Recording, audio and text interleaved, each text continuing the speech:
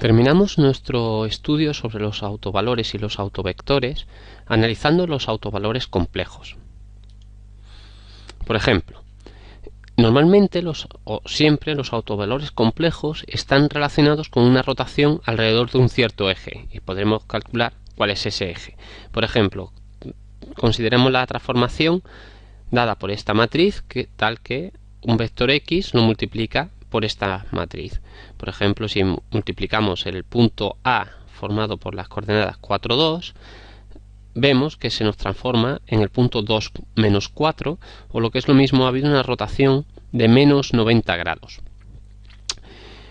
Evidentemente no puede haber ningún autovector real, puesto que todos los vectores estarían rotando, y todos los autovalores y autovectores serían complejos. Si ahora calculamos cuáles son los autovalores de esta matriz, pues sería a menos lambda i, calculamos su determinante, igualamos a 0. Esto nos da el polinomio característico, y este polinomio característico tiene por raíces i y menos i. Ahora veamos qué es lo que ocurre cuando se aplica la transformación sobre vectores complejos. Por ejemplo, cojamos estos dos vectores, no son por casualidad, resulta que estos son los autovectores de esta matriz. Pues cuando aplicamos esta matriz sobre estos vectores complejos, haciendo la operación de matriz por vector, tendríamos este resultado. Sería el mismo vector que teníamos multiplicado por el factor i. Y aquí tendríamos el mismo vector, de nuevo, hemos multiplicado por 1i, tendríamos el mismo vector multiplicado por el factor menos i. Luego vemos que este es un autovector asociado al autovalor i, y este es un autovector asociado al autovalor menos i. Por ejemplo, calculemos los autovalores y autovectores asociados a esta matriz.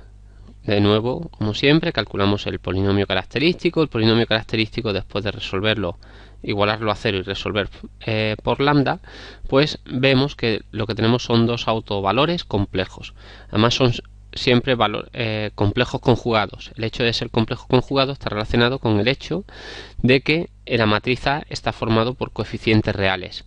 Entonces, si tiene coeficientes reales, sus autovalores, si son complejos, siempre vendrán en complejos conjugados. Aquí tienen ustedes el código en MATLAB para calcular los autovalores de esta matriz. Si ahora calculamos los autovectores, por ejemplo, los asociados al primer autovalor, pues será a menos lambda 1i, a menos lambda 1i, pues sería la misma matriz que teníamos, y restamos en las posiciones de la diagonal pues el autovalor. Bueno, pues nos quedaría después de restar tendríamos esto, y eliminando los elementos de la segunda fila, pues nos queda en concreto, el 3/4, pues nos quedaría 0, 0 para toda la fila, con lo cual los autovectores de el autoespacio asociado a este autovalor, pues estarán formados por todos aquellos vectores cuya x1 sea menos este coeficiente por x2, que es lo que tenemos en la diapositiva. Y por lo tanto, todos los autovectores van a ser de la forma x2 puede tomar el valor que quiera, x1 va a ser ese x2 multiplicado por este factor. Eso, por ejemplo, si damos x2 igual a 5, pues tendríamos x2 igual a 5, x1 igual a menos 2, menos 4i. Aquí tienen ustedes el código que se puede utilizar para hacer estos cálculos con números complejos de una forma relativamente cómoda. Para lambda 2 igual a estos valores, que es este valor, que es el complejo conjugado de lambda 1, pues calcularíamos a menos lambda 2i, reduciríamos, y al reducirlo pues tendríamos que x1 tiene que ser menos este valor que tenemos aquí por x2, igual que hicimos antes, pues dando x2 igual a 5, lo que nos queda es este autovector, que es el autovector asociado a lambda 2. No es casualidad que este autovector v2 sea el complejo conjugado de v1. Esto viene del hecho de que lambda 1 y lambda 2 también están relacionados por una relación de complejo conjugado. Cuando aplicamos A en R2, a cualquier vector de R2, lo que se obtiene es una rotación. Por ejemplo, supongamos que cogemos x0 igual al punto 2, 0 y le aplico una vez A. Bueno, pues esta es la matriz A, que es la misma de antes, solo que ahora en vez de ponerlo con forma de fracción, pues lo hemos puesto con cifras decimales. Si yo aplico la matriz A sobre el vector 2, 0, lo que obtengo es el 1, 0, 1, 1,5. Si representamos eso, pues he pasado de x0 a x1. Si a x1 le vuelvo a aplicar la matriz A, lo que obtengo es este nuevo vector x2, que lo representamos aquí. Y vamos así multiplicando sucesivamente los vectores que vamos obteniendo por la matriz A. Lo que vemos es que todos estos puntos son puntos que han sido obtenidos a partir de estas multiplicaciones. Todos esos vectores, al irlos multiplicando por la matriz A, lo que se obtiene es una elipse en el plano R2. Con esto de las matrices en los que ahora empiezan a aparecer números complejos, pues podemos introducir los conceptos o las operaciones de conjugado de un vector y conjugado de una matriz. Conjugado de un vector, si tengo un vector con coeficientes complejos, su complejo conjugado es el mismo vector en el que cada componente sea conjugado. Igual pasa con las matrices. Si yo tengo una matriz con coeficientes complejos, la matriz complejo conjugada es esa misma matriz en la que cada una de las componentes sea complejo conjugado. Propiedades de los complejos conjugados aplicados a vectores y matrices, pues R por V, complejo conjugado lo mismo que R conjugado, V conjugado, donde R se ha supuesto que también es un número complejo, es un escalar complejo. A por V conjugada, pues es A conjugada por V conjugada, A por B conjugada, A conjugada, B conjugada, y R por A conjugada es R conjugada por A conjugada. No vamos a demostrar ninguna de estas propiedades, pero sería relativamente sencillo. En el siguiente teorema, lo que vamos a comprobar es que esa propiedad que hemos visto en un ejemplo, de que si teníamos dos autovalores que eran complejos conjugados uno del otro, sus autovectores asociados también son complejos conjugados uno del otro. Para demostrar esta afirmación, pues vamos a considerar uno de los autovalores con su autovector, el autovalor lambda, que es un número complejo, con su autovector v, que también es un vector formado por componentes complejas. Si es autovector, pues debe cumplir la ecuación estándar para un autovector. Si ahora conjugo en ambos lados de la ecuación, me quedará A por V conjugada, lambda por V conjugada.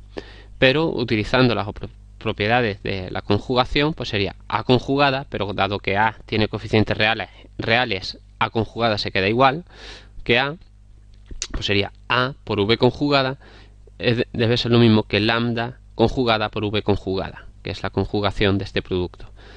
Pero esta ecuación lo que significa es que V complejo conjugada es un autovector de la matriz A y su autovalor asociado es el lambda complejo conjugado, con lo cual habríamos demostrado la afirmación que nos decía el teorema. Un ejemplo, si tenemos una matriz A formada de esta forma, A y A en los elementos de la diagonal principal y menos B y B en los elementos de la diagonal secundaria, sus autovalores, pues podéis calcularlos, son A más menos B por I, siendo I el número complejo, raíz de menos 1, y los correspondientes autovectores serían I y más menos I, asociado, el más asociado al más BI y el menos asociado al menos BI. Aquí comprobamos que efectivamente esto es así. Perdón, aquí tenemos que el 1 menos I está asociado al autovalor A más BI y el 1I está asociado al autovalor A menos BI. En particular, si damos a los valores A igual a coseno de phi y B igual a seno de phi, entonces lo que tenemos es una matriz de rotación, que sería esta matriz de rotación, cuyos autovalores son los lambda coseno de phi más menos y seno de phi, que es lo que teníamos aquí. O lo que es lo mismo, e elevado a más menos i por phi. Si cogemos de nuevo el ejemplo de la transparencia 59, en el que teníamos esta matriz A, ahora ponemos cuál era su autovalor. El primer autovalor era el lambda 1 formado por estos 4 quintos menos 3 quintos de i, y su correspondiente autovector, que era este, y utilizamos construimos la matriz P formada por la parte real de V1 y la parte imaginaria de V1, que sería esta. La parte real de V1 pues sería menos 2, 5, la parte imaginaria de V1 sería menos 4, esto es una rata, sería un 4, menos 4, 0. Y hacemos el cambio de base de forma que los vectores de la base son aquellos vectores que son las columnas de la matriz P, es decir, hacemos un cambio de base para que estos vectores columna sean los nuevos vectores de la base. Pues la matriz de la transformación sería P-1 a P, o lo que es lo mismo, al multiplicarlo, aquí faltarían P-1 y P, lo que me queda es que esta matriz C sería una rotación pura en esa nueva base. Es decir, C es una rotación en una cierta base, o lo que es lo mismo, la transformación A, si hacemos un cambio de base, podemos expresarlo como una rotación. De hecho, es la rotación parecida a una rotación elíptica como la que se obtiene en la transparencia 61. Y esto es un resultado general. Si tenemos una matriz A que sea de coeficientes reales con valores cuyo uno de los autovalores complejos es A menos BI, con una B diferente de 0, y tenemos un autovector asociado en C cuadrado, es decir, un vector de dimensión 2 con coeficientes complejos, entonces la matriz A la podemos expresar como PC P-1, siendo P pues la parte real del vector V asociado a este autovector, a este autovalor, y la segunda columna, la parte imaginaria del vector V asociado a este autovalor. Y la matriz C sería la formada por AA menos BB, siendo A y B pues las partes reales e imaginarias respectivamente de el autovalor complejo asociado a esta matriz A. La demostración de este teorema no lo vamos a realizar, pero sí que hace uso de dos propiedades que me parecen interesantes resaltar. La parte real de una matriz A por V, donde V es un vector complejo y A es una matriz de números reales, pues al ser A real puede salir fuera del operador parte real, y es lo mismo que la parte real de A por V es lo mismo que A por la parte real de V. Lo mismo ocurre con la parte imaginaria. Este concepto de rotación se extiende a dimensiones más altas. Por ejemplo, si cogemos la matriz A que estábamos analizando en los ejemplos anteriores y la ponemos como submatriz de una matriz más grande, ahora 3×3 en vez de 2×2, y en el eje Z lo que estamos haciendo es un escalado, pues en el plano XY se estará produciendo una rotación. Por ejemplo, como veíamos en el ejemplo anterior, que el 2,0 iba rotando a lo largo del plano, y a la vez que el punto 2,0 va rotando a lo largo del plano, la Z va escalándose. Por lo tanto, si yo ahora me cojo el punto 2,0,1 y lo voy multiplicando sucesivamente por la matriz A, pues lo que ocurre es que va rotando en el plano XY mientras que se va desplazando en el eje Z debido a este escalado que tenemos en el eje Z. Aquí tenemos unos pocos de puntos, este sería el punto X0, X1, X2, X3. Vemos cómo va describiendo una espiral a lo largo del eje X3, que es en el que se está realizando el escalado. Estos serían los ejercicios que vamos a realizar para esta sección, y con ello pues terminaríamos el tema de autovalores y autovectores.